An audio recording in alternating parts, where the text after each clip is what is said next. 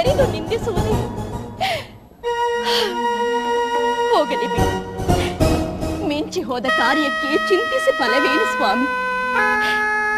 ನಮ್ಮ ಕುಲದೈವವಾದ ಶ್ರೀಹರಿಯ ಕರುಣೆಯು ನಮ್ಮಲ್ಲಿರುವಾಗ ನಮಗೆ ಯಾವ ಭಯವಿರುವುದು? ಆ ಹರಿಯನ್ನೇ ಪ್ರಾರ್ಥಿಸಿದರೆ ನಮಗೆ ಯಾವುದಾದರೂ ಮಾರ್ಗವನ್ನು ಆತನೇ ಸೂಚಿಸುವನು. ನೀನು ಹೇಳಿದಂತೆ ಶ್ರೀಮನ್ನಾರಾಯಣನನ್ನು ಆರಾಧಿಸೋಣ ನಡೆ. ಪರಮಾತ್ಮ, ನಾನಿನ್ನ ಬೇಡುವೆ ಒಲಿದು